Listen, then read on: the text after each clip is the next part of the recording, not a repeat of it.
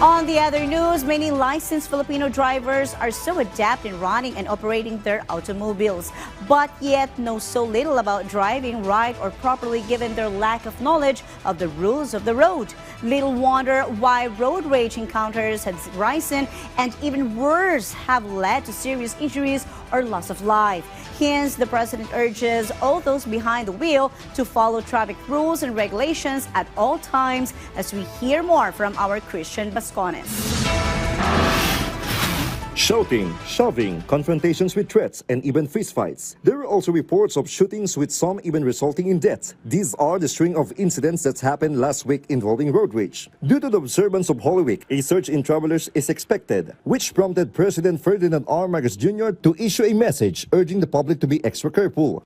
Ang tatapang na natin lahat, siga lahat. Ano na ba ang kultura na ito na pagiging siga sa daan? Saan ba natin nakuha ito? Ano na bang nangyayari sa atin? At parang natural lang ang mga ganitong konfrontasyon at karahasan. Tayong lahat ay kailangan sumunod sa batas trapiko. Kailangan ang disiplina para maging responsableng mga Pilipino sa lansangan.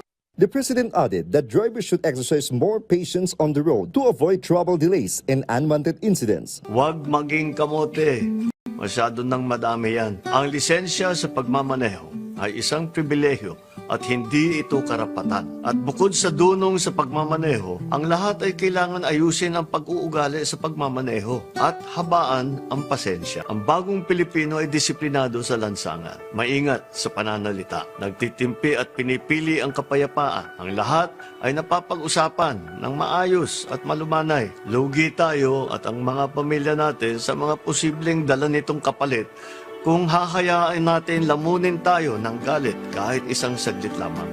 Meanwhile, he also expressed support for all Filipinos who have been victims of bullying, especially from foreigners who make fun of our countrymen. This followed the arrest of a Russian blogger who disrespected several Filipinos just to gain attention from his social media followers. Natural sa atin na matawanan lamang at hindi na palakihin ang mga ganitong klaseng pambabastos. Pero hindi nanghuhulugan na palalampasin ito ng ating pamahalaan. Dapat tayo pumalag sa mga bully. Kasama nyo ang pamahalaan para ilugar ang mga ganitong tao. Sana ay magsilbing aral ito sa mga pagtatangkang pumasok pa rito sa Pilipinas para lang hamakin at gawing katatawanan ang ating mga kababayan.